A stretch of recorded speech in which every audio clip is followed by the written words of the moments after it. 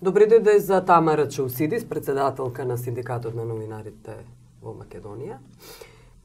Едно општо прашање на почеток, како ја дефинирате положбата на новинарите и со новата власт, со владењето на СДСМ, односно коалиционата влада, заради тоа што политичките притисоци се тесно врзани со работничките права, една дефиниција за денешната положба на новинарите во Македонија? Во таа смисла нема промена.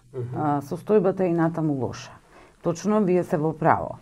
Преку платите, казните, отпуштањата, заканите за отпуштање или заканите дека нема да им се продолжи договорот, новинарите и медиумските работници се држат во подредена позиција и принудени се да ги исполнуваат барањата на сопственикот или менаџментот. Значи, они се всушност алатката преку која тој ги исполнува своите бизнис интереси. Таа состојба не е сменета, затоа што нема поместувања кои што ги очекуваме токму во тоа поле, во полето на професионалните и работните права на новинарите. Може би токму заради тоа и голем број на новинарите велат ја дефинираат сопствената положба која станува збор за нивните права, работнички права, дека станува збор сушност за прекаријат. Може ли да од прилика да кажете како варираат платите, како се платени новинарите, вклучително и хонорарите, но како оди еден минимум, средна плата или хонорар, реков веќе, и оние максималните, високите кои им припаѓаат на уредништвото, на сопствениците, на директорите. На менаџерите. Да. Па добро, да почнеме од највисоката. Јавноста веројатно знае, ние и покренавме и кривична постапка за менаџер во Медиапринт Македонија за плата која е над 20.000 евра. Значи, ето тоа би биле некои максимални суми, предпоставувам дека нема поголеми. Станислављева ли е? Да, за тој податок добивме, за другите не знаеме, но баравме од обвинителството и колку што јас знам, таа постапка тече, односно истрагата тече, да ги провери сите, се разбира. Бидејќи тоа се штетни договори, кога вие имате фирма која ви бележи пад на профит од лошо работење, ако имате високи договори менаџерски и договори за плата, тоа е штетен договор. А во тоа време, во тоа време колку земале новинарите? Една минимална и средна плата, како се движало? И во тоа време и во сегашно време новинарите земаат говориме негде сега за извинувам, за утрински вестник говориме за Јана Станислављева, ако земала 20.000 евра, тие земале помалку од 300 евра. Па околу 300 евра просечно сега, пошто веројатно платите на уредниците биле над некои 400-500 евра, овие другите биле помали, еве така некаде средната вредност би била под просечната плата. Всушност тоа е и ситуацијата со новинарите во Македонија генерално. Значи ние сме секаде во светот, новинарите се високо образована и добро платена професија. Кај нас новинарите се под просекот. Сите истражувања укажуваат дека новинарите примаат подпросечна плата. Последното ние правевме анкета, и тоа се покаже и во анкетата, во нашето истражување, дека сме под националниот просек како професија. Министерството за финансии учествуваше на дебатата каде што ги презентиравме тие податоци и излезе со своја анализа, која што е уште подраматична. Тука се покажа дека просечната плата во индустријата, значи не говорам само за новинарите, туку сите кои учествуваат во индустријата, во порталите, во издаваштвото, така, негде околу 300 евра. Најмалиот приход регистриран е 171 денар. Тоа е, а негде просечната е околу мислам дека 17.000 денари. За разлика од новинарите, колку се платени и уредниците, директорите, собствениците, има драматична многу разлика. Значи, вака, 40% од учесниците во медиумската индустрија примаат приход, значи хонорар, плата, што и да е, под 200 евра. А 80% се под 400 евра. 90% се под 500 евра. Значи, ние говориме за една мала група која може би зима нешто над онаа таргетирана идеална плата на СДСМ, што е нели 500 евра. Да. Така што нееднаквоста е исто така голема. Она што е драматично е и сите наши истражувања покажуваат дека несигурноста, тоа вие го споменавте, прекаријатот, значи се даваат или авторски договори или договори на определено време, што се разбира го анулира целиот оној закон за работни односи кој што врз основа на кој вие можете да ги барате своите професионални и работни права. Во ситуација кога вас може да ви се јават и да ви кажат ние престануваме со работка, вие немате никаков механизам да се заштитите. Ни отказен рок, ни право на заштита преку агенцијата за вработување, ништо. Добро, а на црно исплаќања постојат и такви неофицијални? Има такви информации, тоа не е по закон, но тоа де факто се случува не само во медиумската индустрија.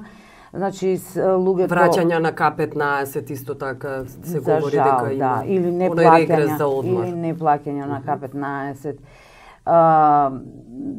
Се пријавуваат на минимална плата, а потоа им се дава на рака во кеш, што е незаконски. Меѓутоа во нашите истражувања и тој сивиот дел го вклопивме, бидејќи прашувавме, кажете колку примате без оглед дали е тоа нели преку трансакцијска сметка или вака. За жал тоа е пракса во многу предпријатија, а е незаконско. Добро, и дали доаѓаат жалби во синдикатот токму за ваквиот начин и за незаконско работење и жалби за ниските хонорари и плати? Многу малку, јас мислам како жалби. Да. Како официјални нема. Но неофицијално говорат новинарите. Тоа е апсолутно апсолвирана тема. Новинарите и луѓето вработени во медиумите апсолутно се кога имате повеќе од 2-3 новинари на маса, тие за тоа изборуваат. За кредити, за минуси, за плати, за неизвестност. Тоа е тема број 1. За жал, кога станува збор за официјално да се побара нешто, тоа се случува дури тогаш кога фирмата е потполно на умирање и кога веќе вие можете само со своите акции да забрзете таа процедура на... Зошто не реагираат новинарите? Зошто новинарите, дали се плашат? И станува збор за мобинг, можеби, за притисоци, кои се врзани секојаш со политички притисоци, но не и секогаш, можеби... Нивните стравови се реални и оправдани. Заради тоа што тие се борат, новинарите, низ историјата на човештвото, на новинарството, се борат за работничките, за човековите права. Но кога станува збор за останатите права и професии, за себе молчат. Молчат затоа што тој подданички менталитет за жал владее во индустријата. Стравот е голем, тој е делумно и оправдан, бидејќи знаете на пазарот има многу малку побарувачка, а има понуда голема на новинари, особено на млади, приучени новинари кои нема да прават проблем, немаат интегритет, па нема да се спротистават и така натаму. И таа култура на страв, атмосфера на страв владее, реално луѓето имаат кредити, имаат семејство кои што треба да и не сакаат да брануваат се до моментот додека бранот не му дојде до тука. А потоа за жал е многу доцна. Многу доцна.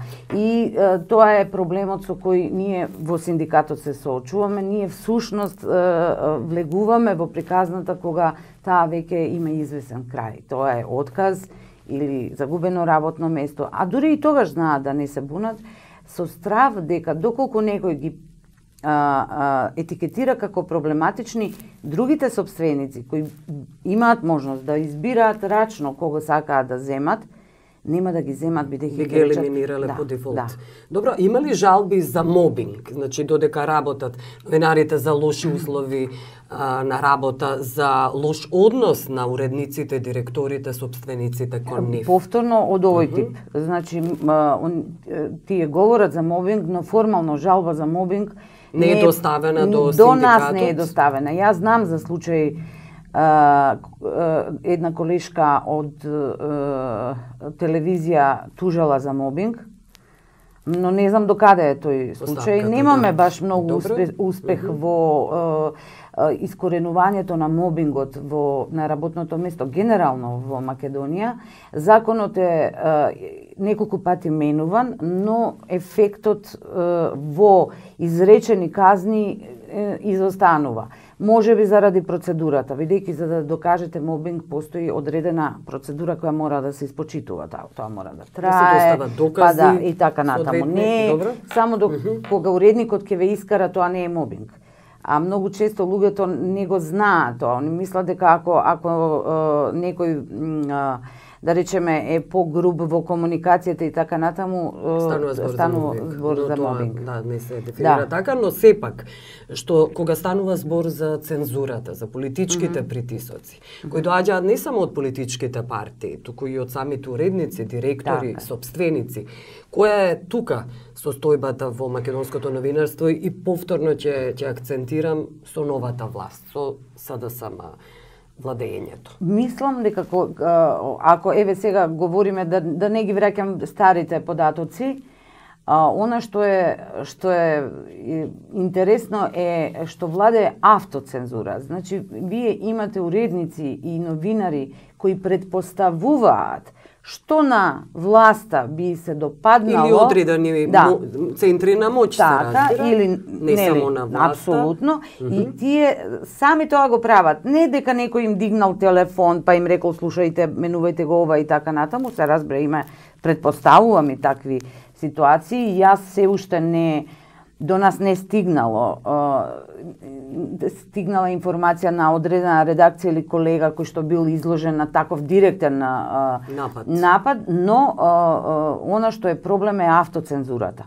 Автоцензурата за која ние како новинари би требало да се срамиме, да признаеме дека ја имаме. Но кога професионалци без проблем ќе ви кажат дека точно знаат кого смеат да бараат, чие што мислење треба да презентираат и така натаму, тоа е навистина трагична ситуација. Да. Добро, јас ви благодарам што бевте гост во студио. Благодарам што ме поканивте.